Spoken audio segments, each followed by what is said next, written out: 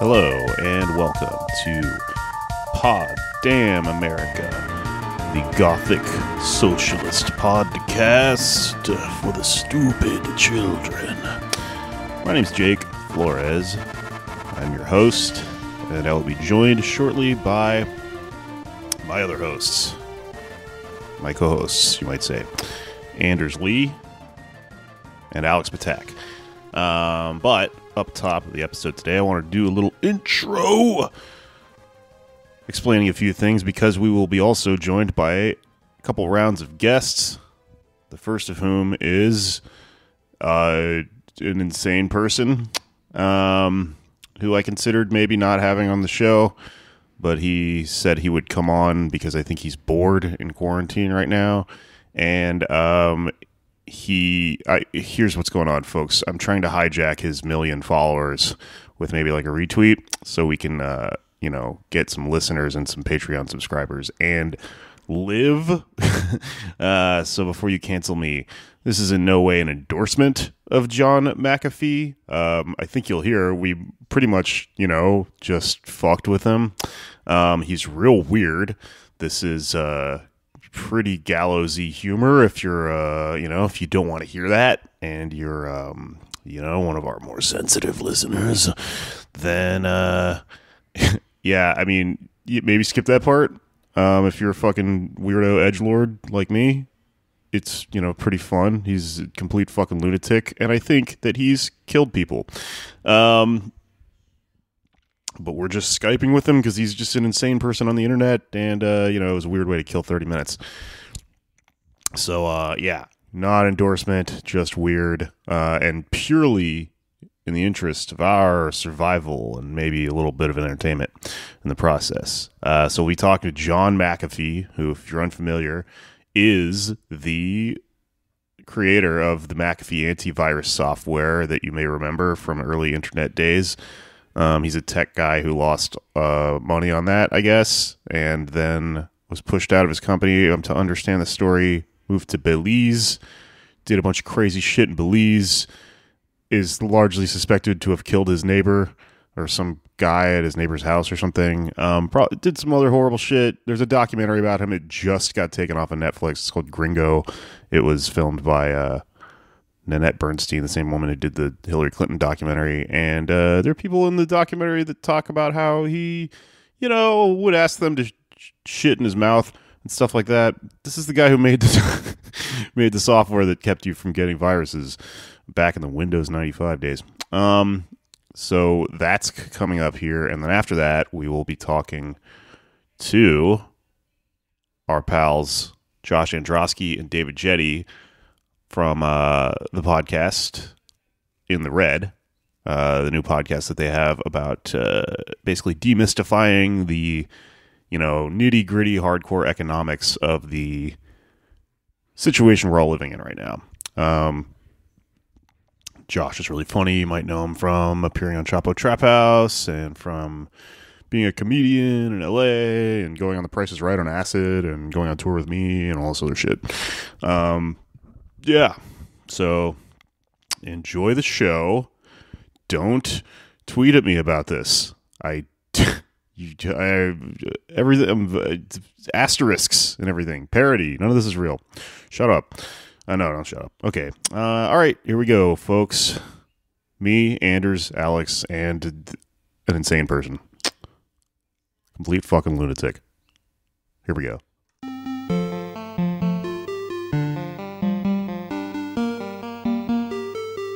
Into positions of hopelessness and helplessness. The government gives them the drugs, builds bigger prisons, passes a 3-strike law, and then wants us to sing God Bless America. No, no, no, not God Bless America. God damn America. That's in the Bible for killing innocent people. God damn America for treating us citizens as less than human. God damn America as long as she tries to act like she is God and she is supreme. Something will happen here. All right, well, we should get right into it to not waste any of our esteemed guests' time. We have half an hour. Half an hour. Let's hit record. All right, I'm On the clock. already recording, baby. All right, we are now speaking with 2020 presidential hopeful on the Libertarian ticket, I am to understand, John McAfee. Welcome to the show. Well, thanks for having me on, guys. I'm happy to be here. Good.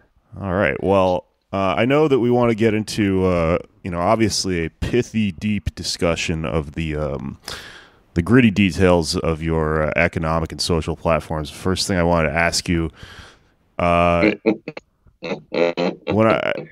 in your professional opinion, if I'm making a Bloody Mary to, get fucked up during the core, are you like a briny man? Are you like a kitchen sink type Bloody Mary theorist, or are you more of a classic, just the ketchup, because I personally I like a fishy Bloody Mary. I like a lot of Worcestershire, olive brine, that sort of thing. I like to eat a lot of the, It's actually, okay. Here's the essentials. As long as it contains about this much vodka,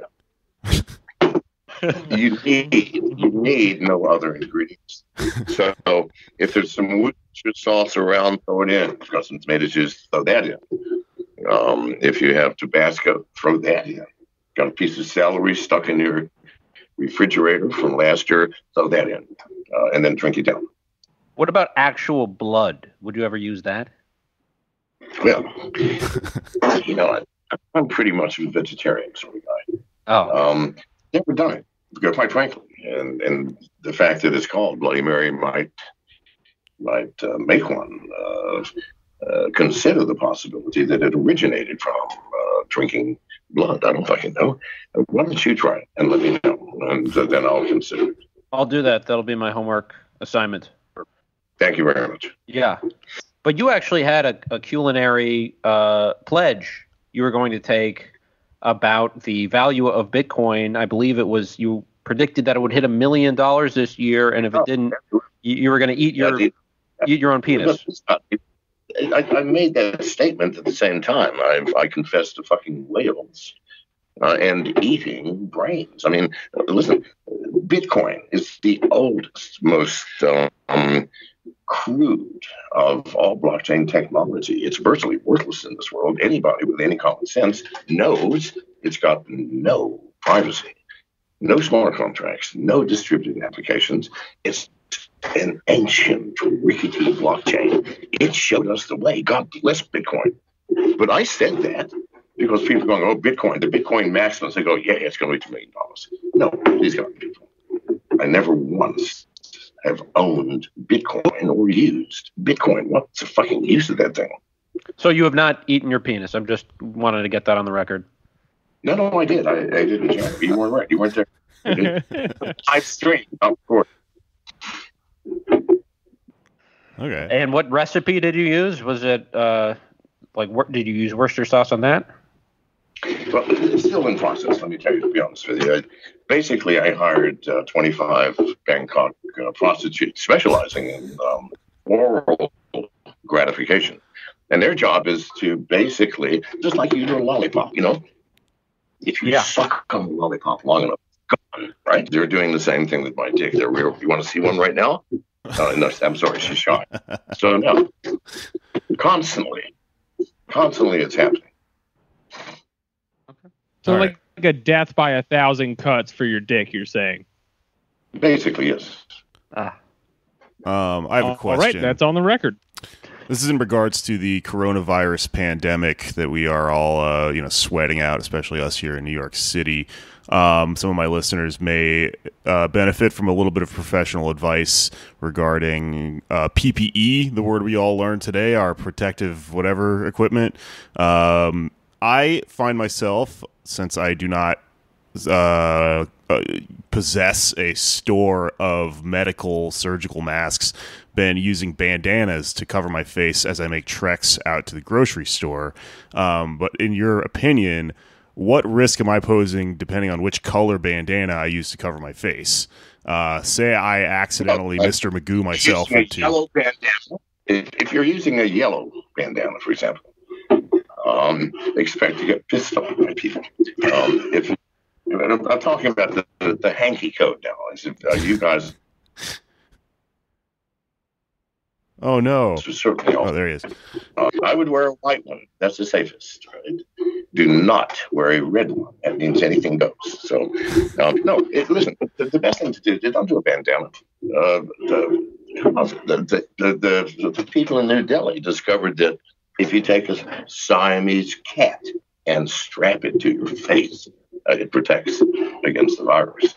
Now, if you don't have any cats, I'm sure that, I don't know, try a small dog. Listen, I'm sorry to be facetious about this, but everybody wake up. Do you understand how you are being manipulated and used with this pandemic? God damn it, there's fewer than 100,000 people who have died, and in the same period of time, there have been 630,000 deaths from the flu, 1.1 million deaths from diarrhea. Look it up, people. Look it up. You've got Google right at your fucking fingertips. And 6 million deaths from hunger. And 270,000 people have committed suicide in the same fucking period of time. Good God, can you not count any more people? But don't you think that as a safety precaution, we should adopt what we've been known as social distancing to protect ourselves from diarrhea and hunger and suicide? I don't think diarrhea... The flu is...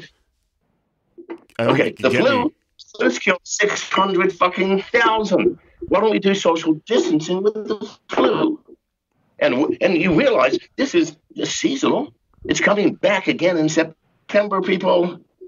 What are you going to do? We're going to lock our asses down every fucking time coronavirus is active? No, you'd be better off locking yourself down from the flu. We would save more fucking lives. Wake the fuck up, folks. I mean, I'm getting annoyed. Do they not teach addition and subtraction and multiplication and division anymore? Yes, it sounds like a horrible number, 100,000. There are 7.8 billion people on this planet. And every fucking year, 200 million of them die. Wake the fuck up. I'm not trying to be cold, cruel, or insensitive to those family members who were lost to the virus. But why don't you pick something else? Makes no sense. The flu makes no sense. 6 times as deadly. Let's get the flu. Why don't we lock ourselves up for the flu every goddamn flu season? And flu, in spite of the fact that there are vaccinations available. There's no cure for the flu. There's no cure for the coronavirus. There's no cure for any fucking virus. You just ride the mother out. You can get vaccinations. We're locking our ass away for such a fraction of the threats to life that we face every fucking. As the creator of the original antivirus software, please, implore us on how you would protect us as if we are computers. I would let you go home, because if there were a computer, listen, we didn't invent every virus. Some of them are so ridiculous that they couldn't spread through more than 200 computers. Fuck it, I ain't writing software. That's it. And nobody did. The risk is so fucking low, we didn't bother. It's only the viruses that actually could have destroyed the fucking world that we worked on.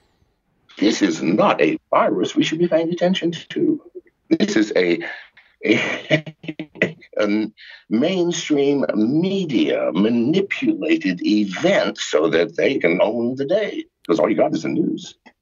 Well, tell me, you not watch the news at least 5 times more than you did before coronavirus. You want to know how many died today? What's happening? Are we going to get out of quarantine? Who else is in quarantine? Wake up, people. This is the problem. Well, there is nothing to protect yourself from. Stop it. Get out.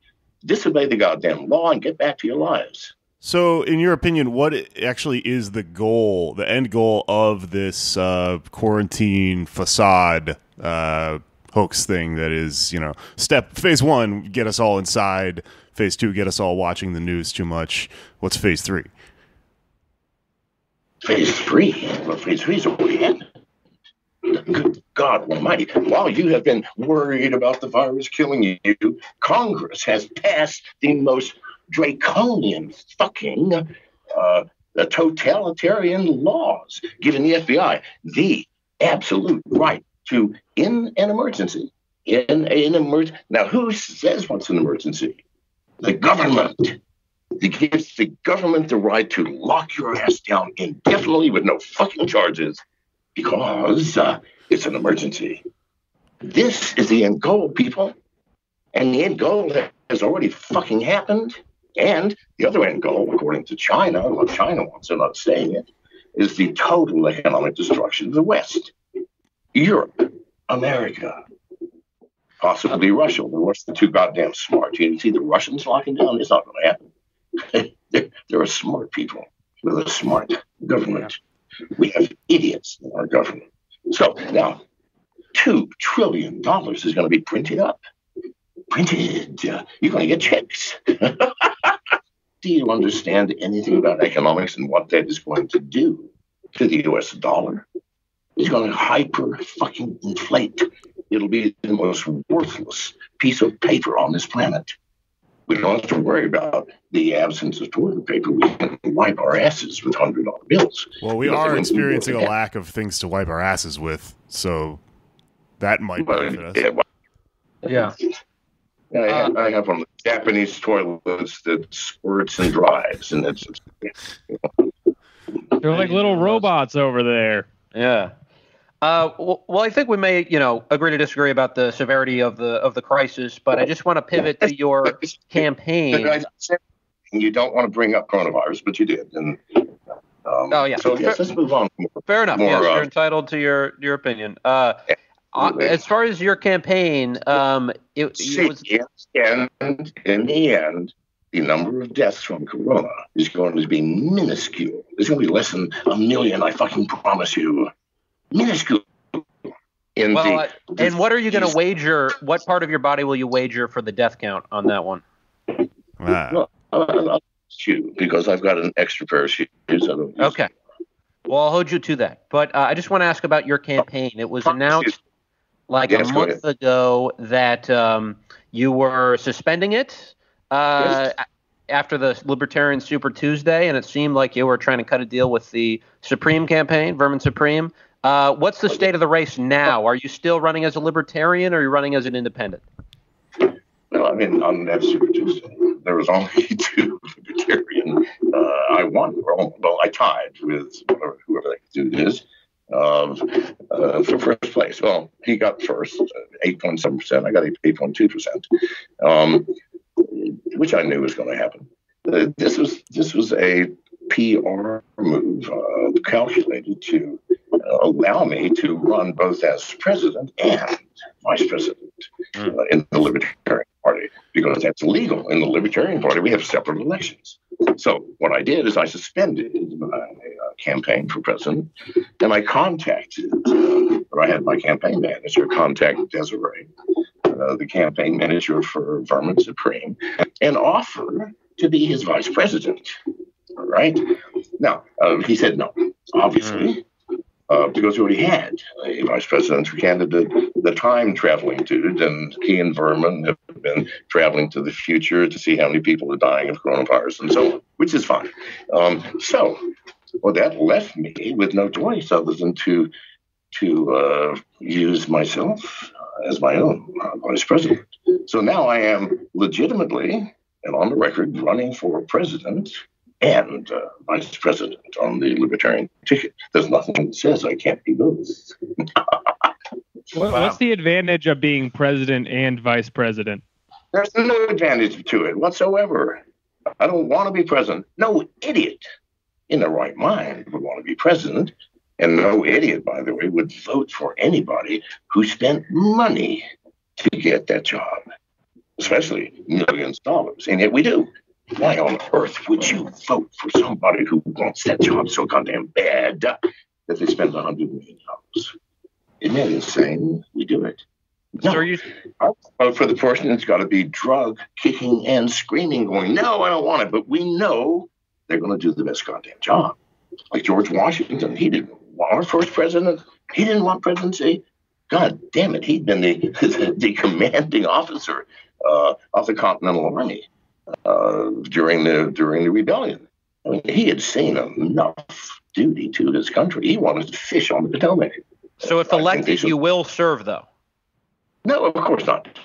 Oh, you won't? Okay. Because I was going to – are you even eligible to be president? Because it looks like you were born in the United Kingdom. Who cares? My father was an American soldier. I was born on an army base at U.S. soil. So, yes. Like Ted Cruz. No, pardon?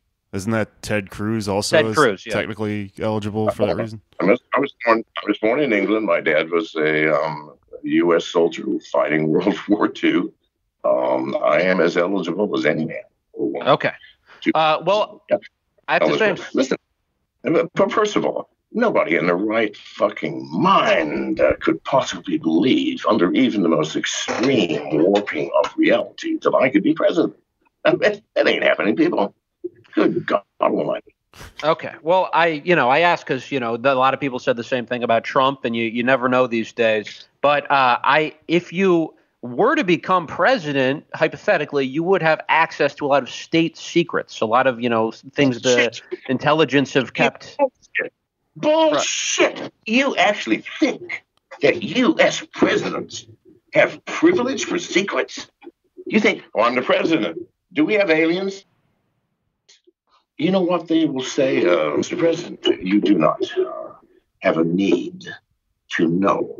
Need to know is the most powerful phrase in the fucking world.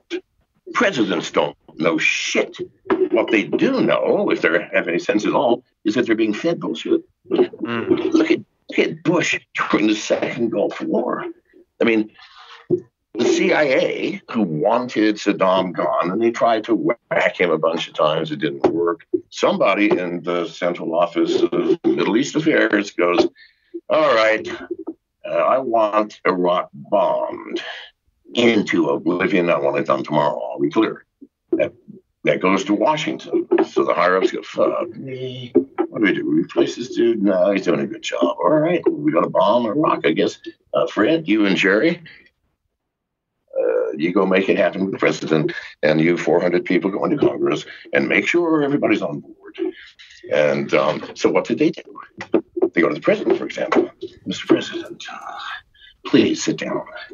As you know, it is not our job to either advise you or in any way influence your actions and your decision. However, Mr. President, you need to know something. National importance. Iraq has nuclear weapons, a lie, and missiles capable of delivering to our closest ally, England, which was the truth. Half lie, half truth.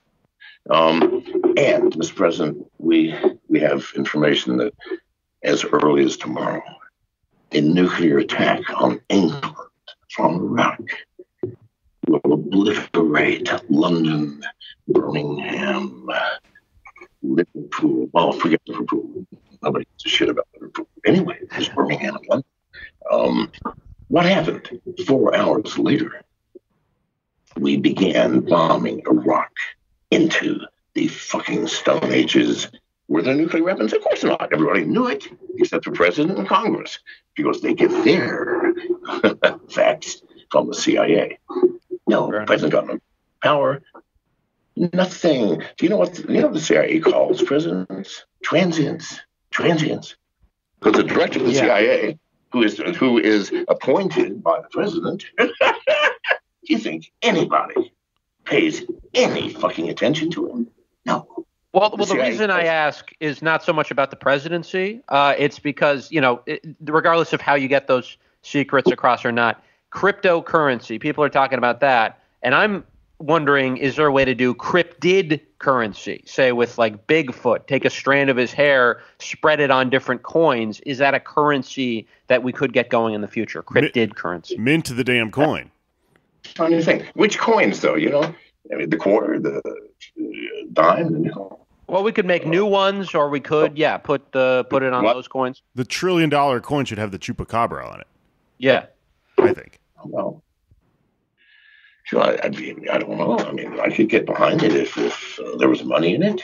I mean, I'll promote anything for a few dollars. So. Good. Okay, we got you on the record there. I do want to ask about another campaign issue, and that is the pardon of Joe Exotic, one of your stablemates on Netflix. He's in jail right now. Do you support the liberation of Joe Exotic, or do you think he should stay in jail? Joe Exotic? I don't get out much, people. Joe Exotic was a tiger tamer and breeder, tiger breeder. You know what I'm talking about? Tiger King. The Tiger King, yeah. Monarch. Mm-hmm. He's in jail? He is, yeah. Some would say murder. You got to watch it. Spoiler, that's how the series ends. But who did he attempt to murder? Carol Baskins. Yeah, the Tiger supposedly. Queen. Another tiger lady. Why are we putting people in prison for attempting to do things? Well, we should all be in prison. In that case, he didn't murder him and he's in prison? Is attempted murder a crime? He hired an assassin, but the assassin didn't work out. Well, then he didn't murder him, did he? No. Let's get back to business. Of course, let him out. All right, move on. Do you have any other campaign questions? Check. I had a follow-up one for just following up on the president thing earlier. Okay, so let's say there's a level of high-tier information granted above the president, and there's a lot of stuff going on there. Do you have any actual theories about like which groups are in charge of this stuff, or do you just think it's unknowable and you can't find out? The CIA. It's the CIA, people. They rule the fucking world. Now, I'm not saying it's even bad. I would rather have the CIA rule than some idiot politician who knows two things: how to smile and be charismatic, and how to line his own pockets. That's what politicians are. There's a reason that the CIA calls them transients. People in the CIA, you don't quit your lifetime, and you study hard. There are people in the CIA who speak 35 fucking languages fluently. See, all of them know the intricacies of international relations, culture, religion, history, political alliances of every goddamn region of the world. And then you have some idiot who spends their time, trying to get an easy job that pays well. That's there for 4 years. No wonder they're called transients by the CIA. Because what do they know? What does a president know about the history of political alliances in the Middle East, or in the Urals, or in Asia? Nothing. How many languages does Trump speak? Does Hillary speak? I think just one. And we want them to run this largest, most powerful militarily at each country on the planet? Wake the fuck up. How many languages do you speak? I speak a little bit of Cantonese, a little bit of German. Du Tragerbest werden kommen, alles mit Frommen. Herzhaft ist Kind. Wir wollen Gipfelsflur, Wittenstoß to come. Wow. A little bit of Spanish. A little bit of Spanish.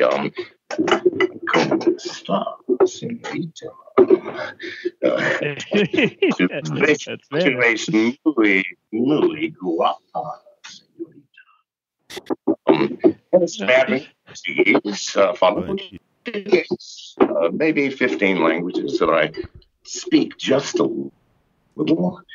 I'm fluent in German, a little bit in Spanish, a little bit in Cantonese. Also speak Guoyu, which is the Beijing Hua, which is nationalist Chinese. I mean, the main Beijing Hua, the Beijing language of China. Sure. Shit. That doesn't be president, I promise you. I wanted to circle back to something. Qualifies me to pick up women in bars in 50 countries. Yeah, you only need to know a few things in each language for that. That's just like the Spanish language to me is the ultimate pickup language. Ultimate. I mean, everything about it. For example, let me give you simple phrases like in English. How did you get here? Step by step. Well, it implies an ambulatory thing. No, in Spanish it's paso a paso, meaning it passed and it passed. That was the name of my ninth grade Spanish textbook, Paso a Paso. I remember. That was the name of my ninth grade Spanish textbook, Paso a Paso. I had the same one. The same one.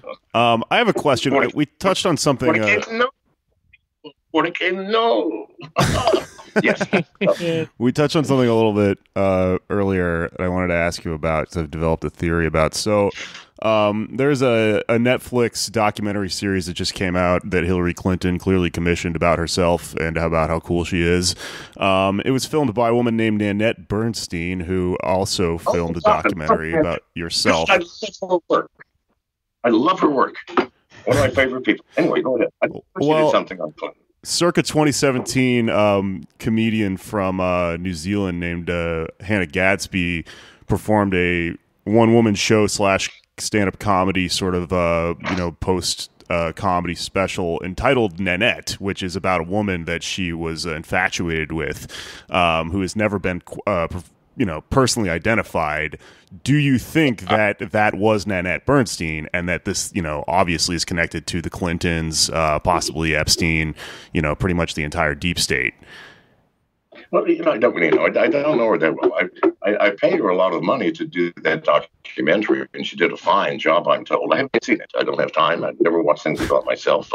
Live with me. There's nothing that the documentary can tell me about me. So, but I paid her a fortune. And everybody says it's a fantastic movie, and it did exactly what I wanted. It portrayed me as a Snow White, shining light of purity. Picking up on are you telling me that's not what you did? No, I'd say that's about right. Yeah. Oh yeah, great. I just have one last question, and I want to be clear. This is a very broad question. Don't feel any need to answer it in specific details at all. Just in general, have you ever killed anyone? Now, first of all, you understand the ridiculousness of the question. First of all, if a person had, unless a person had killed someone and paid for it, got out, no one's going to say yes if they did kill someone. And secondly, why ask me if I've killed someone? Why not ask your co-host? Because I've interrogated them at length about their histories on this. Yeah, well, all I'm saying is I know for a fact that you've murdered people, and you just haven't caught to it. So, not going to confirm or deny that. I will say this. Nanette Bernstein's walking. We're going to document about it. Let's drop the fucking humor for a second, people. I want to make this perfectly clear. I had nothing to do with the death of my neighbor in Belize. And if someone wants to know who did, why don't you look at the Belize government? Right there and there is the culprit. But in any case, that's the best answer I can give you. Have I killed anybody else? Well, not that I can remember. Well, hang on a second. Right now. Okay, let's get real. Okay, so when I was captured, hang on. Janice is going, no. Let's get real. When I was captured by the Yanomama in the mid-'80s in Brazil, and I was forced to eat human flesh. Well, the experience superseded any drug I've ever taken, including heroin. Heroin, for those of you who have taken it, will agree, the first time you do shoot it, it's like being kissed by God. But eating human flesh, especially living grains, well, even so alive, oh, fuck me. That's the greatest of all things. Now, for years, I was a prisoner of the Yanomama. Well, all I ate was human flesh. I can't remember if I ever... I don't think I killed any of them. They were killed by other people because I was in my cage and they just fed me through the bars. An honest answer. Ethically sourced human. flesh, like right, now, hipsters eat. Gentlemen, just to be clear, I have never even seen a Yanomamo tribesman, although they do exist. I was never captured by one. But yes, forget it. And have you ever tried kratom?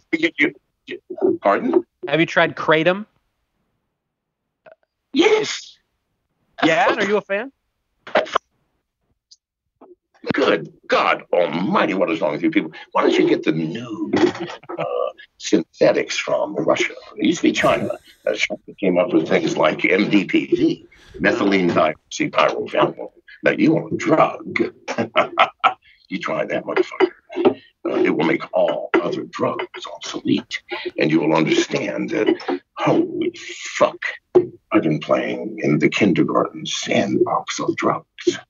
While out there for 40 fucking years, the Illuminati of psychonauts have been sucking up MDPV and alpha PVP and thousands of others just in the Cathinum fucking family. And if you think acid is heavy, why don't you try 2C? No, Kratom. Are you serious?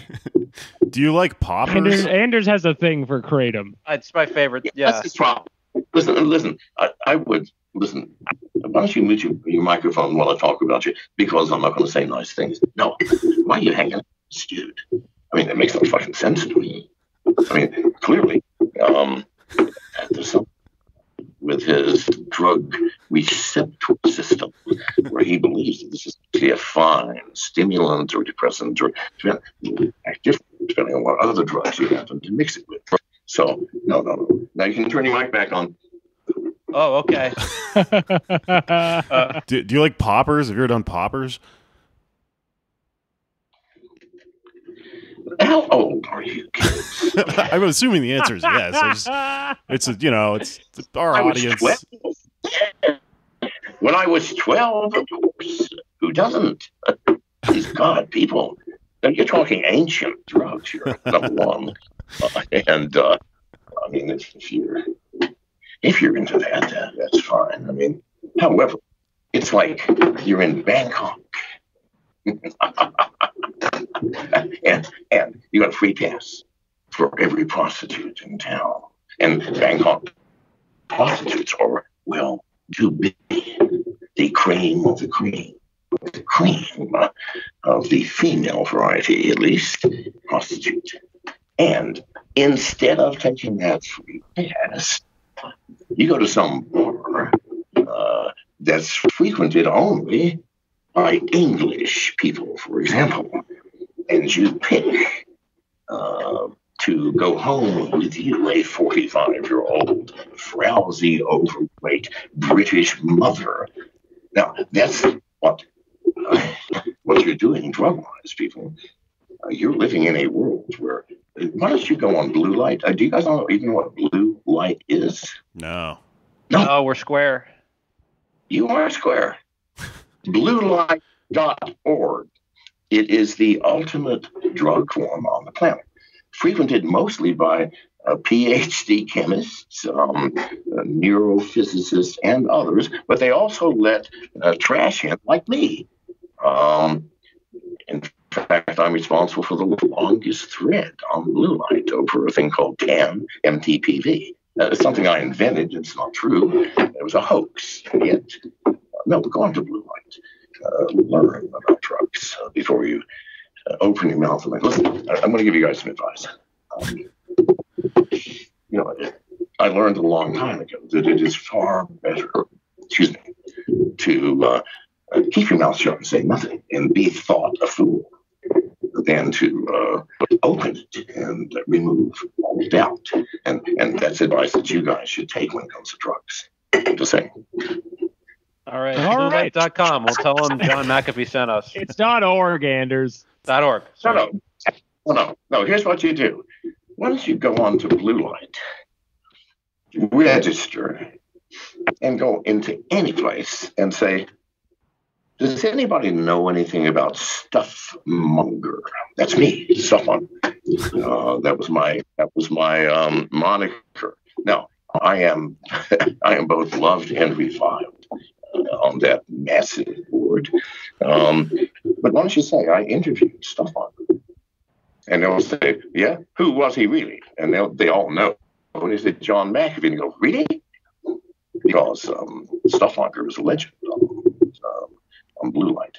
And in the world of drugs, that's been my drug name since the beginning, Stuffmonger. When I dealt drugs, who's your dealer? Stuffmonger. Oh yeah. What's the genesis of that name? Where does that name come from? I made it up. I don't know. Stuff. A monger is a British word for like fishmonger. A fish. Yes. Or like a cheesemonger. But right, I'm a stuff seller. I'm a stuff. Okay. I get Stuffmonger. You understand? I follow you. Did you ever go on Earwid? We have to go, ladies and gentlemen. Okay. Yeah, we do. Thank you for your time, sir. And thank you for your insight on serious questions and also comments. Yeah, this is hard-hitting investigative journalism we're doing here today. Peppering currency with hair and jism from the Yeti. By the way, they have a photo now in Russia of apparently a Yeti masturbating. Now, doesn't that say something? Yes, absolutely. In the woods, jerking off in the woods. Now, I want a sample of the fucking sperm. Because from that, we can get good DNA evidence and maybe even create different versions of Yetis. Oh, this is like Jurassic Park. Oh, yes, absolutely. All right, ladies and gentlemen, I've enjoyed this, and thank you very much. I'm off. Thank you. All right, thanks again, John. Have a blessed day. Who said that? It's Jake. I didn't hear it, but thank you very much. Bye-bye. Bye. Okay. Oh my fucking god! I think was that Bane? Anders, who did we just talk to? You asked that question. He sounded like Bane. I lost my damn mind when you asked him if he'd killed anybody. I was thinking about asking him that. Mic. But we didn't talk about it before the interview, so I was like, maybe one of us will whip it out. I didn't know anyone else was thinking about doing that because, kind of begs asking. Yeah. I thought he was just going to hang up, which would have been a good end. But yeah. I mean, this is way better. No, I'm recording this not on directly. He can't take it down because I thought, he's going to storm out after we asked that, and then we're going to put it up anyway. But he didn't give a shit. No, he's used to it. They ask him that all the time now. There was an interview where he was starting to storm out, and then the reporter convinced him to stay and was like, "We agreed there were no, predetermined rules." But if you agree to no rules, you can't be breaking a rule now, can you? God, that super villain laugh, He laughed just at nothing 5 times. Being British makes you sound extra evil. Oh my good God. Okay, when he started talking about cloning a Yeti, I was like, oh, Jurassic Park. He sounds like the British guy. Okay. All right. Okay. All right. Well, moving on to some more local news, I guess, since he was in Belize, I guess. Where the fuck does he live these days? I believe it's in Tennessee. Oh, okay. Oh, right. I guess he is running somewhere with a lot of background noise is where he's clearly living. Well, moving on. Let's talk a little bit about what is happening right now in the Rona. In the giant circle. If you've seen a map of what of the coronavirus outbreaks, sort of done by whatever type of graph it is when you put a map of America and then there are all these little circles all over it around different cities where there are larger number of outbreaks. The one around New York looks like a game of Fortnite is ending and everyone has to run to New York. It's very huge and scary, and we're right in the middle of it, and it's causing exponential growth in coronavirus deaths, which are causing the fucking morgues to overflow. So I'm going to talk about a little bit about that today because The Intercept released a piece about the thing that happened after the morgues overflowed, which is that basically the inmates in Rikers Island are being offered $6 an hour jobs, which is a lot if you're in prison, to go out into this island called Hart's Island, which is just out in between the Bronx and Queens, and dig mass graves because there's something we need to do with all these bodies, right? So I'm going to link to the piece, obviously, in the show notes, but it's pretty disturbing because if you're in Rikers, there's a massive coronavirus outbreak in Rikers. So this is basically these people are being coerced into digging these graves because they're also offering you PPE, personal protective equipment is the fucking word of the day. Since everyone's running out of, scrubs and masks and shit, there's now this, panic to come up with impromptu PPE. So they're being given New York Yankees rain ponchos and shit and sent to an island to go dig mass graves, which there's no way. There's no way that is appropriate. Yeah. Digging up diseased bodies. So there's a surrogate or a spokesperson who works for Mayor de Blasio who was asked about this, and his response to it was that we've actually been digging mass graves on Hart's Island since 2008. That's just where we bury people. So they try to downplay it and be like, we do this. We send prisoners to dig mass graves there all the time. The mass graves are FEMA compliant. Funny. They're Department of Defense compliant, meaning that we don't stack bodies on top of each other. They're all laid head to toe, 10 people at a time. So nothing funny's happening in there. And so these are gay, if that's what you're worried about. Yeah, fellas, etc. So these are for people head to toe. This is for someone who doesn't have a funeral or something like that, just unidentified corpses. Well, I don't know why we were already burying people there. I guess it's got to be that. It might be people that died in Rikers, so they just had this in-house Rikers program. But obviously, I think they're trying to downplay the fact that this is definitely due to coronavirus right now because, why else would they be giving them these really scarce masks and scrubs and stuff like that to do it and paying them so much? It clearly needs to be done. And another thing that makes it sort of backs up that case, I guess, is what's happening with the morgues, because apparently New York has about 900 people's bodies worth of morgue space at any given time, and that's just usually enough to get by because only a certain amount of people are dead and not buried yet in New York at any given time. But about less than you'd think. Yeah, about 900 people have died of coronavirus in New York thus far. So that on top of the other people that are just dead from a car accident or whatever the fuck where you get killed in New York has caused this to overflow, which created a situation in which we had to call in FEMA trucks. FEMA sent in these refrigerated trucks, and they have been parking them outside of hospitals on residential streets. And the weirdest part of all of this is that in order to load the bodies from the hospitals into the trucks, they're using forklifts like you might see at a Home Depot or outside of a Whole Foods, just carrying pallets of quinoa or whatever. So, and they're having to go down residential streets to get the bodies into the trucks. So somewhere in New York, bodies are not a good forklift material. You're just seeing some guy driving a forklift with a dead body covered in a white sheet up on the forklift, just past homes and shit, to get it into a refrigerated truck to send to Rikers Island and then to Hart's Island to have someone who, sold weed or a loose cigarette fucking 10 years ago be paid $6 an hour to bury it in a rain poncho that says New York Mets on it. Fucking crazy, dude. What a time. Let the bodies hit the forklift. There you go. Yeah, there it is. I knew we were waiting for something. Yeah. What can you even say? What can you say at moments like this? We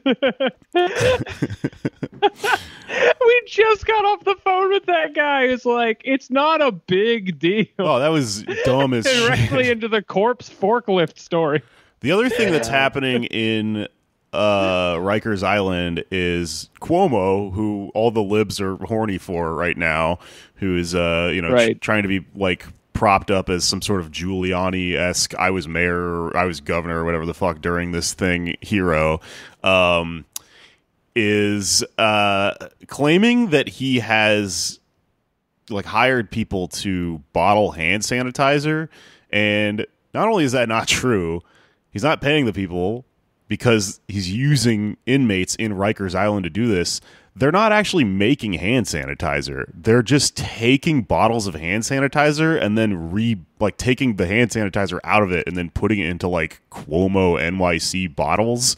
So, see, Jake, I'm hearing a lot of negativity on your end, but what this story sounds like to me is a new onrush of job opportunities at Rikers Island.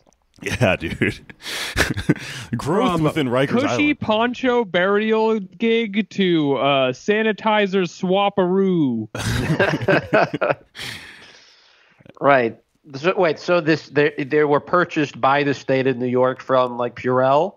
I guess maybe they're just like, it's like when maybe it's like the Tiger King when he got the meat that they couldn't sell or something. And he's having so it's like shitty hand sanitizer. I don't know where that part of the story comes from, but it's like either doesn't do anything or is too good, like it eats your skin.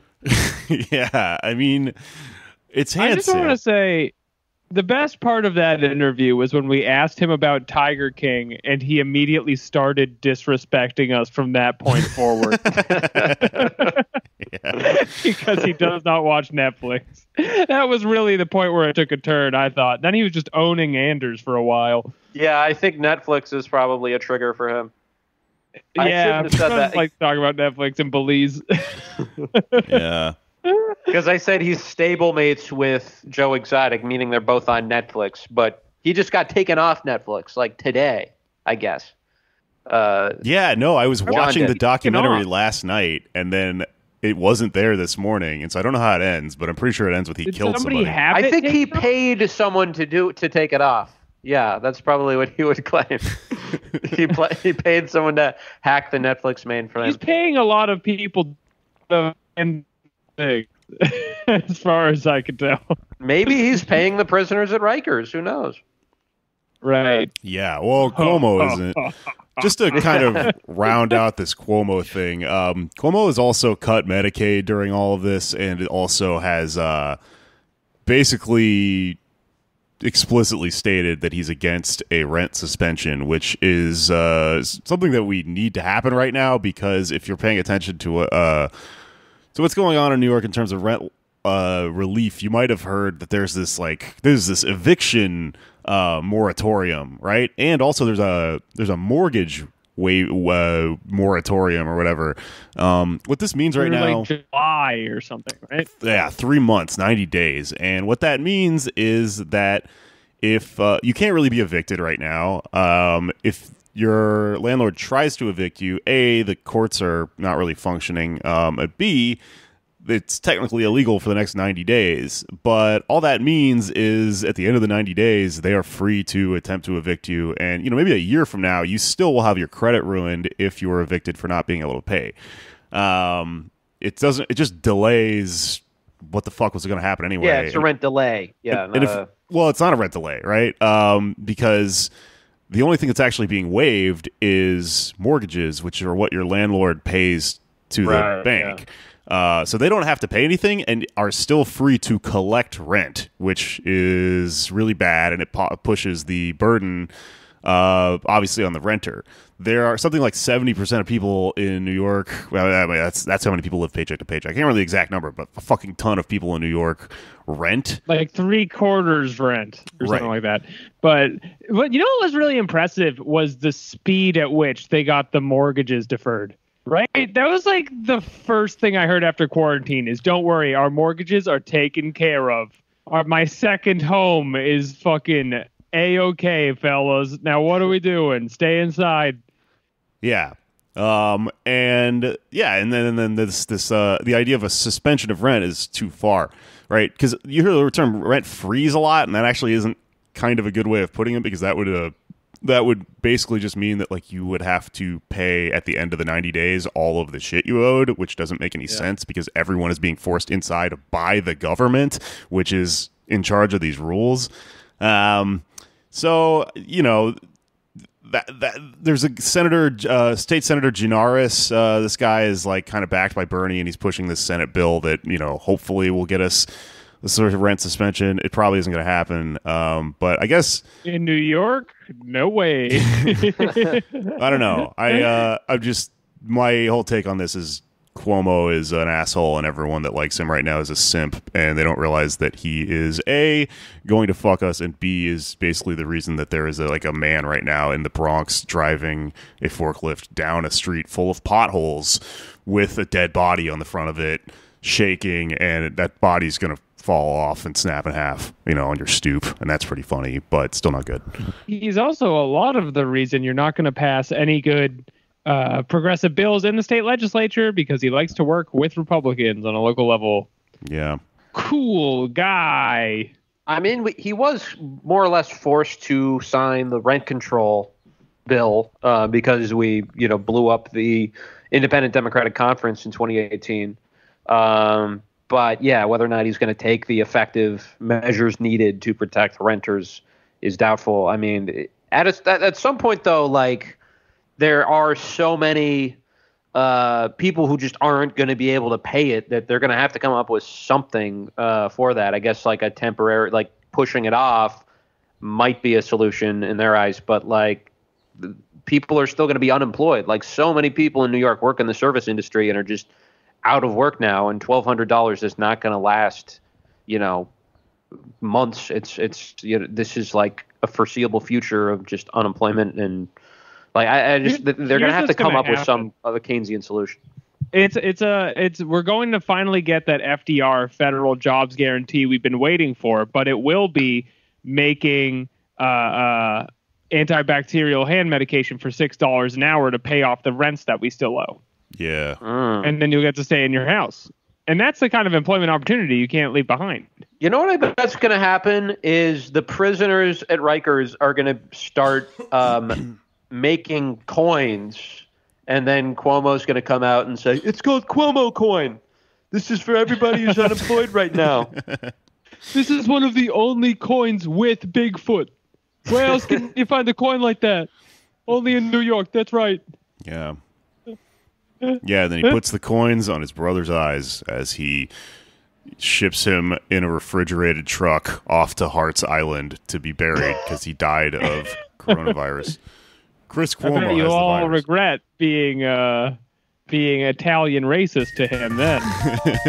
But he's dead, and you can't take it back. Well, moving on a little bit, I have on the show my pal Josh Androsky and new pal David Jette. Welcome to the show, guys. What's up? Oh, in the Skype, it does look like the old beer commercial where the guys are all, what's up? Yeah, but you know, on the commercial, all the homies get in. Where are my homies? I mean, that's what they're doing right now because they're all in quar. So they're all like coming up with Zoom rooms where they just go, what's up? What's up is like the word of the quar, man. Yeah. Like, what's that? Man. We're bringing it back, dude. And that makes me so fucking happy because I've been alone in this. And now everybody's going to just be checking in with their homies, chilling, drinking a bud. Yeah, wearing the Scream mask and having your tongue hang out of it. That's which one I am. on a video call like God intended.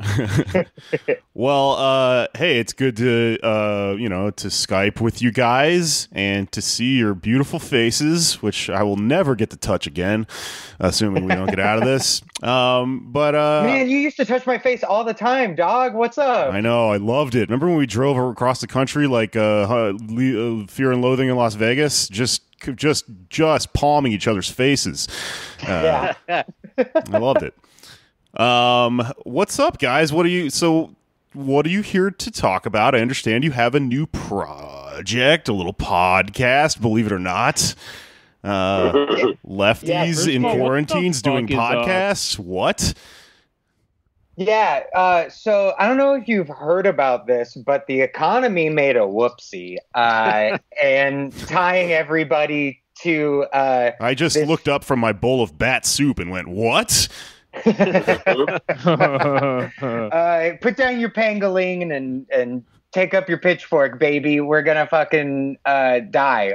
The economy is bad, and there seems to be a thing happening right now where everybody is agreeing that we must just give an insane amount of money to the worst people in the world to then give it to even worse people.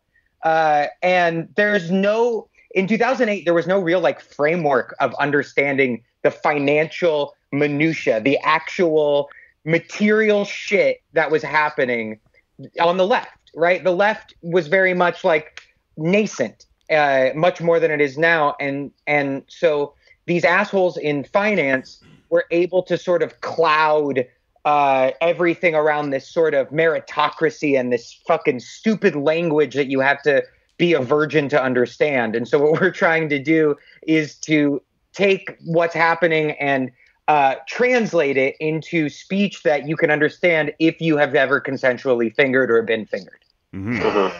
Yeah. Dave, would you agree with that? Yes, yeah. I would say we are market analysis for the fingered and the fingering. I think we can listen. The line is going down, everybody. We know that that's happening. It's going down and to the right, and that means that your grandparents will die coughing in a hospital, and you yourself will be indentured to a major, billion-dollar startup until you also die coughing in a hospital. So why is that, right? What are the mechanisms for that? What does it mean when we say we're going to intervene in debt markets to the tune of $4 trillion? It sounds like a bunch of bullshit, but it's actually very specific bullshit, and it has full consensus in Washington and in your local city. So if you want to understand exactly what you're asking for when you go outside and to burn an effigy of the guy who runs the bank who's foreclosing on your house, you'll know exactly what those terms mean. And I should mention the podcast is called In the Red, and it just came out. We're 4 episodes deep, and it just came out on the iTunes marketplace, baby. We love markets. Yeah. The marketplace of ideas with a lowercase I and a yes. You follow me. Yeah. It's what people can do in this economic temperature that's as cold as the Rockies. Yeah, the train's coming, and it's going to run you over. We have a latch that we could pull that would force it to run over a bank. We're not going to pull it, folks. We're not going to pull that lever. This entire collapse is just the trolley problem with the Coors Light train. People all over the world, they're joining hands. We got to tell them, don't touch your hands. No, here comes the love train, but it's love for the markets. Yeah. 6 feet apart. It's the trolley problem with the Thomas the Tank Engine with George Carlin riding on top, and George Carlin's going, he's got a face. Don't touch your face, Thomas, or else the whole damn thing goes up. Well, I like the premise of this because this will prevent leftists from getting owned, which is a big problem because, in general, we're not math people. I can't fucking long divide, and I'm almost 30. That's when we argue with conservatives, a lot of times we come up blank when it comes to these economic arguments. So, what are some of the neoclassical ideas that you guys are debunking? Well, we've talked a lot in the last few episodes. We've only done 4 about money. I come from a background, at least in left organizing, of economic justice and trying to zero in on lending and the kind of borrowing and spending that cities and counties make. Josh and I were involved in Measure B, which would have approved the change of the Los Angeles City Charter to found a public bank. I then also helped with the legislation and the organizing around AB 857, which is a state bill in California that made it possible for cities and counties to found their own public banks. So we talk about what banks are, what money is, what money is kind of generally understood to be, and what mechanisms are being used behind closed doors and used by corporations in private contexts, but also with our public treasuries to basically raid our productive capacity and to organize us all along these very compulsory agreements, which, we all have to rent a house. We all have to go to work. Will someone come and execute us if we don't? No, they don't have to do that, right? Everything conspires to keep you in line, and money is a huge, huge part of that. It is not neutral. It is not just a thing that measures how much you make versus someone else. It's actually a system of control, and it's very much its power flows from the public at large. So it's something that we can take control of. Yeah, something that we talk about a lot is the idea that, money is fake, except the U.S. dollar is backed by the U.S. military, which is not fake. You can ask any sub-equatorial country. The U.S. government is not fake. But that's a big difference between, say, cryptocurrency and the dollar. I was going to ask, what military unit is backing Bitcoin if we refuse to believe it? I think there's an island, I think, in the Caribbean, formerly owned by a Jeffrey Epstein. I think that their security are willing to back Bitcoin. Otherwise, no, there's no army that backs Bitcoin. It's code, it's pure code in a computer, right? And math that can't be broken, and there's only ever going to be so many of them, and no one can control that money supply. But guess what? When it was announced that the Fed was going to print trillions of dollars, the price of Bitcoin went down, not up. Why is that? Because Bitcoin is a risk asset, and it loses its value first, right?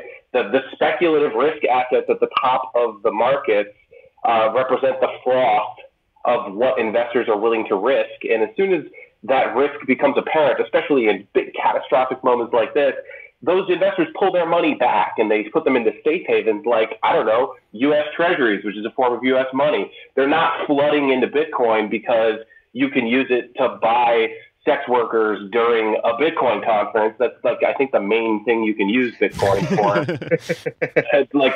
That's not a useful currency. It's not money in a real sense. Yeah, this is proof positive that Bitcoin is fucking meaningless because right now everybody's worried about money. So you would think that right now we'd be like, well, fuck, I guess I should do Bitcoin. But Bitcoin's price is going down, which just shows that it's just as fake as the fucking stock market that all these nerds hated, which is why they created Bitcoin in the fucking first place. Yeah, no one has any faith in a cryptocurrency that is backed by World of Warcraft characters that will come. Yeah, that's the army, by the way. It's digital orcs. Digital orcs are the army. Well, even our previous guest here has disavowed Bitcoin as being just the kind of a relic. But he is talking about cryptocurrency in general still being, a path. What is McAfee like? Is he like Monero? Is he into the privacy coins? He was kind of hard to get him to talk about one you've thing. never even heard of. Yeah. That's the most amazing coin. He is secret behind the wall coins. But is there an actual future here for the left? I mean, I've heard some people suggest that we should think about cryptocurrency as a tool. Yeah. Well, listen. All right. Blockchains. Okay. Well, all that is, it means it's a record of transactions in a certain order, and you crunch it through some numbers so that the backlog can't be faked, right? And we all share that backlog on our computers So everyone's transactions are known to everyone through this cryptographic key, so no one can change them. What does that matter? Well, instead of having to go to a banker to tell me how much money I have, I go to this computer program and it tells me how much money I have, and no one can edit that theoretically, right? If it can't be hacked, if you build it well, and a person can't monopolize the amount of computing power in the network, then everyone can trust that ledger. This means that you don't need a central authority to tell you whose money is what. You can kind of decentralize that. And decentralized networks are a very good thing if they can't be cornered and if they have meaningful privacy and are not monopolized in terms of how they're distributed, right? We all can see the freeing power that certain internet applications provide to us, but we also know that we're using them within these surveillance contexts and contexts that are making Silicon Valley shitheads richer and are basically leveraging the unprotected labor of large numbers of people who formerly might have had more institutional power, maybe if they were, in the middle class, the right kind of middle class and the right kind of people. The internet kind of puts us all on the same shitty level playing field, and then it puts the people who own the applications at the very tippity top, and they can just, zip off on a yacht to the Seychelles for 6 months and wait out the virus. So what is a decentralized network that can facilitate the left? Well, blockchain programs can do that because you don't necessarily have a place that you can corner, but most of them rely on crypto economics, where the earlier you get in, the more of a share of the sort of token you have, right? The earliest Bitcoin miners have the huge majority of tokens because back then they were fucking worthless and they were the only people mining them. So, you can't rely on a system that has that kind of retroactive deflationary system. I think that there will be decentralized networks that are useful organizing tools and even economic tools, but it's going to take some time and they have to get widespread enough to escape the Silicon Valley orbit. Yeah, because as long as they stay in the Silicon Valley orbit, all they're going to be is just beanie babies for fucking people in turtlenecks. They really are. The most popular crypto application besides like Bitcoin and money laundering was CryptoKitties, which was basically just an evolutionary Pokemon application, and it overwhelmed Ethereum when it came out. So it's still pretty early. Oh, I like the idea of businessmen throwing themselves out the window of a large stock trading building because Tamagotchis have crashed.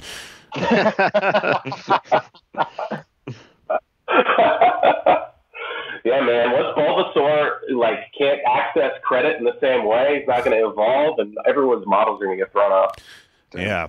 So, okay, I think I understand what's going on here is that this sort of stuff is I have ADD and it makes my mind glaze over when I try to understand it. So we're doing a little bit of demystification on in the red here. I listened to episode 1 and it did help me understand a little bit what was going on with the the mint the coin thing and everything. Can you guys give us a little snapshot of where we're at? Because I know that the state of things has moved rapidly over the last few days. What's going on right now? Yeah, sure. So where we're at with this massive fucking bailout right now is basically this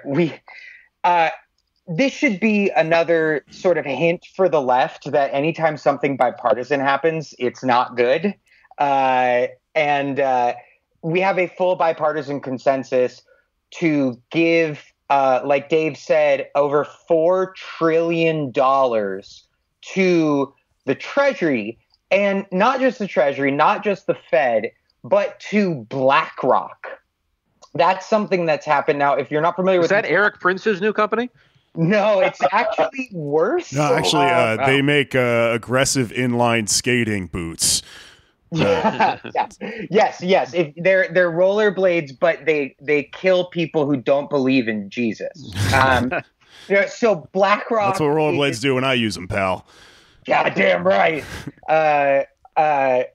BlackRock is a company that, if you're familiar with hypernormalization, came out of the sort of late 70s, post, end of the Cold War, technocrats trying to manage doubt, trying to manage risk. And so they use these Cold War computers to create this massive network called Aladdin, which it is uniquely responsible for gentrification and for the wholesale just removal of home ownership from the middle and lower classes. So what they did was they first started in the late 70s. They became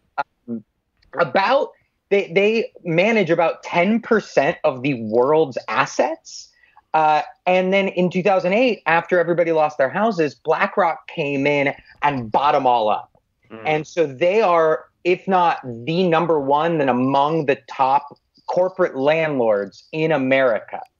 And so they're fucking evil. They are so just plainly evil that it should come as a shock that every Democrat in Congress voted to allow them to be in control of trillions of dollars. Right. The Democrats voted we continue the program, but it's called Jasmine now. It's yes, it's not. We need a Disney princess. It's a whole new world. Yeah. Yes. She's not supposed to be won. But that $4 trillion, it's already won. It's already been given away. Yeah, we're all the little monkey. We're all just getting slapped away. Or we're Iago, the parrot. We're the Gilbert Gottfried parrot. Yeah. I can't afford my rent. What happens when your landlord fucks you in the ass? The aristocrats. It's the parrot saying it. I love it. Yeah, it's a parrot saying it. But Dave, like, what else, like, from a money, purely from a financial angle, is like? What's happening? I mean, this is not a precedented economic catastrophe. This is not like the Great Depression. It's not like the Great Recession. It's not even exactly like World War II, because at least in World War II, we knew what we had to do. We had to basically put everything on hold. We had to reserve all our resources to defeat fascism in Japan, right? And we had to make bombers. And it made sense that you'd convert the GM factories into tank factories, and then you could convert them back. But we have firms like Boeing saying, maybe we don't want to make respirators or ventilators or what they're called. Maybe we don't want to spin up medical equipment production because, frankly, we make more money on defense. We're not guaranteed any money for medical equipment. There is no single payer system. There's no wide scale need or government guarantee for that. So why would we make that? And we're facing a problem where we need a highly centralized, highly commandable economy at a moment when that would save millions of lives. But we've worked for 40 years to decentralize and remove all control out of our economy and to make it as razor thin as possible, to make it so everything runs with as little savings as absolutely possible, so we can grow as quickly as possible. But that means, now every mortgage, every lease is going to fail. And when those things happen, it's working people, obviously, to get the shaft, either through things like this bill or just by being evicted in the middle of a crisis. So we also try to bring some resources to people, which obviously we always have available. If you are being evicted, there are resources and we can get them to you. Yeah, and just to sort of piggyback on what he was saying about, literally GE workers yesterday protested, walked off the line because they were like, hey, why are we still making these war machines when we have the capacity to make these ventilators that are so necessary? And GE responded by saying, and I'm not making this up or exaggerating, well, we have to think about our other customers, like the United States Department of Defense. Right. So what's happening is... What is a ventilator if not defense? Yeah. Well, I mean, exactly. So what's happening is we've created this system of exponential growth that is not sustainable, and the second that it stops, everything fucking falls apart. So and the way that we're dealing with it now is the stupidest fucking way possible. Instead of, like Dave was saying, creating a command economy, nationalizing these industries so that we can look from the top down and go, fuck, Ohio doesn't have any ventilators and Florida has too many ventilators. Let's flip. That's just an example. Florida is never going to have enough ventilators. But instead of doing that, what we're doing is we are printing money through the Federal Reserve to give to hospitals to outbid each other for the necessary medical equipment that we need, because the way that we're doing this, you know what it's going to do? It's going to raise the prices of all the things we need. So now the government is just an idiot that's like, you know, you lost all your money on that slot machine, but what if you bet more this time? Because if you win, then you'll win more. Like, that's what we're doing. It's so backwards, and it's completely wrong.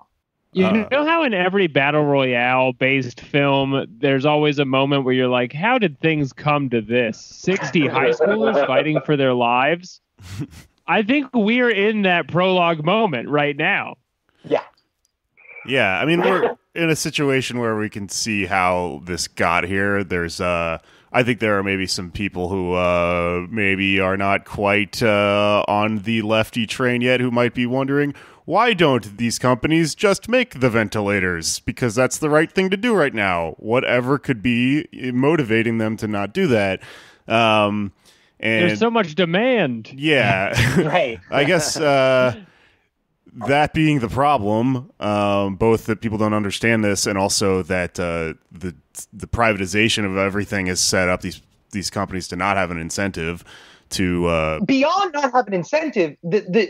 What you're seeing is companies have found ways to create cheaper, more efficient products in especially the healthcare, like medical equipment field. But what happens is major companies go, oh, fuck, if these cheaper ventilators get out, then what's going to happen is we're not going to make as much money. So here's what we're going to do. We're going to buy the ventilator company and then shut them down because their cheap ventilators will hurt our profits. So nobody gets cheap ventilators because this is the system. This is what's trickling down, right? Is greed. Greed trickles down into every fucking orifice of our economy, as opposed to any sort of profits. And it's not extraneous to it. It is the engine of it, right? That's what we rely on. And at times like this, it fails us. Like, what kind of self-interest is going to motivate people to go out of their way to make 30,000 ventilators that hopefully will never be used again? Because hopefully we don't get to a situation where this all goes wrong at the same time again. Like, the whole thing is engineered out of the system. But if you don't overinvest in those sectors the way we do in defense, like we way overinvest in defense, and as a result, we could probably do an Independence Day and fight a fucking alien if they came, even though that's so unlikely. That Black Swan event we're actually prepared for. But a widespread coughing disease, we can't handle it. We can't get the military to put a Halo helmet on my grandma when she's dying and slowly pump life back into her. No, we just press F to fucking pay our respects, man. Okay, well, so with that in mind, I mean, what is the prescription here? What needs to be done? Do we have any fucking say in it? Nationally, probably not. Like, let's be real. Bernie voted for the bill too, man. Bernie voted for it. Yeah, every member of the squad, all of our faves, they all voted for this shit. And instead of getting mad at them for some fucking Politico article that's just gossip that comes out, we should get mad at them for voting for the biggest, dumbest bailout in American history.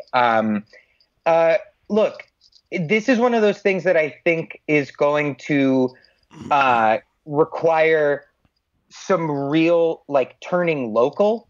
There are ways that local governments can mitigate harm in this scenario, can help renters. They can help, they can help the most vulnerable. The key thing that I see, and granted, I'm just one fucking idiot, but we are already in a position where we are not on the job. The vast majority of Americans are not working right now the way that they used to work even a month ago. So we, as organizers, as activists, the type of people that are listening to this show, it's on us right now to use this moment. There are scenarios where our most recent episode, we had Zach Carter, senior reporter of Huffington Post, on to talk about John Maynard Keynes, who is the economist who is the lead singer of Tool. Not the Tool guy. We make that very clear. He's not the Tool guy. We thought he was too. That's why we got him on the fucking show. But it turns out this guy just was the financial architect of the New Deal and the NHS. Fine. Which is cool, but not as cool as Tool. But in these moments, right?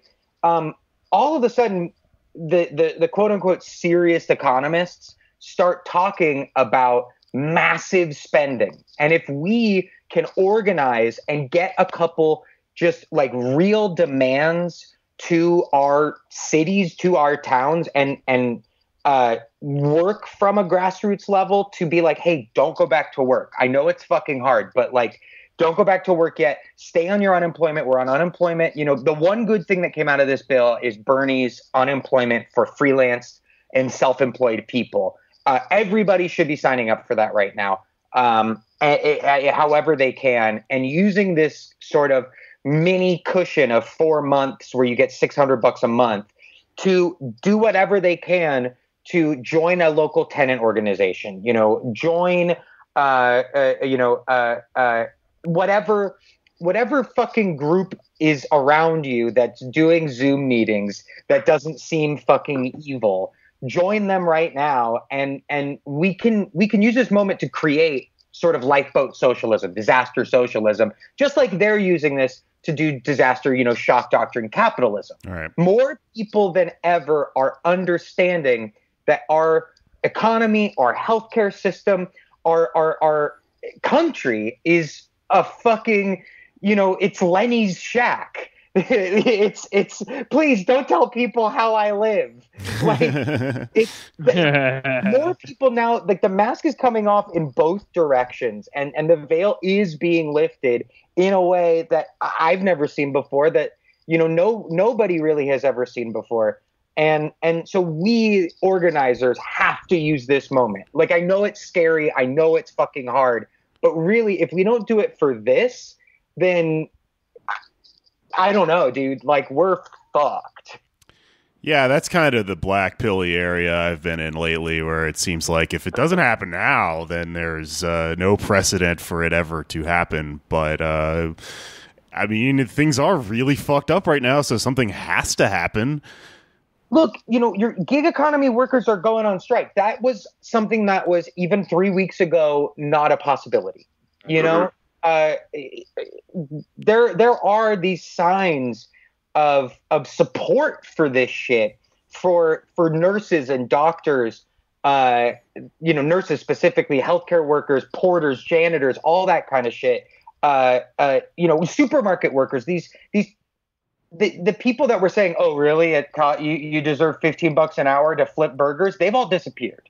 Every libertarian has gone away. Every anti-vaxxer. Now they're accusing strikers of basically being like price gougers, right? I thought Ben Shapiro yesterday was like, all those people that are demanding an extra $5 an hour to put themselves in harm's way, maybe you're the same as the guy that goes out and buys 50 million masks and sells them for $100 to dying nurses. Like, did you ever think of that? Like, somehow the people who have been exposed as absolutely essential to our way of life are saying, hey, maybe if my job is that dangerous and also my wife is out of work, and my school is closed, I need some extra help, and I happen to have some leverage. Instacart, you have whatever your valuation is. I think they may even be public yet. No, I don't think they've gone public yet, but they have an insane amount of capital availability that they could raise money and still make money on it, as opposed to other firms that are just laying it out and possibly even going out of business.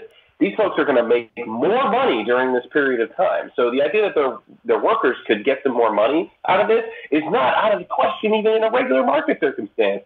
But instead, they're expected to keep being not really employees. We don't really need you. We're going to bring on an additional 300,000 workers from the very vast pool of unemployed that's out there, and you're all working against each other. I mean, we had a very unequal society when this started, and the absolute last thing it needed in terms of stability was this kind of atom bomb going off in the middle of it. There was a New York Times article that was talking about how celebrity culture is collapsing because the only way they can talk to us is from their houses, and everybody just gets on their Instagram and is like, fuck you, your house is amazing. Don't tell me that we're all in it together. Like, I can see your servants in the background. Like, go fuck yourself. It's gonna completely undermine their ability to speak on behalf of the class that they're only barely a part of in the first place.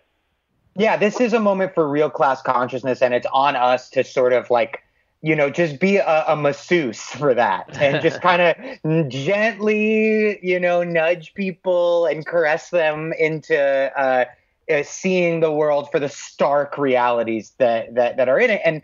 And as you know, you were saying, Jake, being blackpilled, like the people that have been like, this is bad. Like, now we're all being validated in this way that does not make us feel any better at all. There is a real strange, like, there's a real bittersweet, like, won the battle, lost the war kind of feeling of watching, you know, the nuclear bomb go off and lay waste to everything and kind of feeling smug about it right now. Or I'm like, remember all those Facebook arguments? Right. But the people on the other side of those Facebook arguments are finally realizing it. And here's the thing, there are theories that say, and there's validity to them, that the American people are too comfortable to be pushed towards any sort of meaningful revolutionary action. And when I say that, I don't mean you and your dumb friends that all wear black jeans, you know, going around and being a vanguard. Like, you and your friends aren't fucking Lenin. What I mean is, like, real capital wealth redistribution. And we've seen throughout history that when people start to get hungry and when people's backs are against the wall, that's when militancy, like class labor militancy, really shines. And we are in a scenario where, as you have this uncertainty, you have this, you know, job loss, you have this payment of rent and deciding between rent and food. People are going to start getting hungrier, and everybody's trapped in their fucking houses. So as soon as everybody's going to be let out, whenever that happens, whether it's May, June, July, or August, there is a recipe here to create an actual movement of working people that demand equality, like real equity, like real justice. The alternative to that, unfortunately, is that they may get radicalized in other directions. And certainly the pieces of that are all in place, and the president certainly would prefer them to go another way. And but he's not doing enough. I don't buy that, because he had his chance and he's completely fucked it up. I don't think that the because I was fearing that too, but the fear of the, like, Steve Bannon style, you know, like right fascism, who knows? It's really early still in this process, and as the bodies start piling up, we might be seeing that. Because if Nancy Pelosi and Chuck Schumer had anything to do with it, they'd be able to get their way. You know, the right fascists would be able to win and come around on the left of, like, meaningful issues, economically at least. But I don't know. It seems like there's fertile ground for class war in a way that hasn't existed in our lifetimes, and it's up to us, the privileged and the quote unquote woke, to harness that. All right, well, I'm throwing up the black pill from within my throat like a cat. I'm like a little cat. Reality has tried to shove the black pill down my throat by squeezing my jaw, causing it to go, oh my God, and getting it down in there. But defiantly, I am spitting it back up and throwing up a little thing that looks like a Snickers bar, and all the black pill stuff is coming out with it. And I am choosing to seize this moment to install something that is a combatant to the disaster capitalism we know of Naomi Klein's shock doctrine. I am installing instead disaster solidarity, disaster mutual aid, disaster socialism. I'm going to get up and do this. I'm going to make not a black water, but a black LaCroix, something that my generation drinks instead of water. Okay. I'm Black Claw. Black Claw. Black Claw. Yeah, that's there. It is. Yeah, we figured it out. All right. I'm inspired. I appreciate you guys' mission. I do need things to be demystified. I, like many men my age, have ADD from the video games and, probably all sorts of lead paint and stuff. So, yeah. So, thank you so much for what you're doing. I will promote the shit out of it. Does anybody else have any last questions before we kind of mosey on and get on with our day? Yeah, it's on the Apple Podcast app, In the Red with David Jette and Josh Androsky is the full title. You can listen to our newest episodes. We're going to put them out on SoundCloud. I think it's on Spotify, but I can't find it because I don't use Spotify. But, just fucking Google it. Yeah, you found your way here. You can find your way there. You idiots. You fools. All right, guys. Well, I don't know how to end podcasts anymore because I have nothing to plug because we can't go outside. So listen to this podcast and rate and review and subscribe to us. And for the love of God, if you've got some money to throw around and you enjoy our show, sign up for our Patreon on patreon.com/PodDamnAmerica because this is now my only job.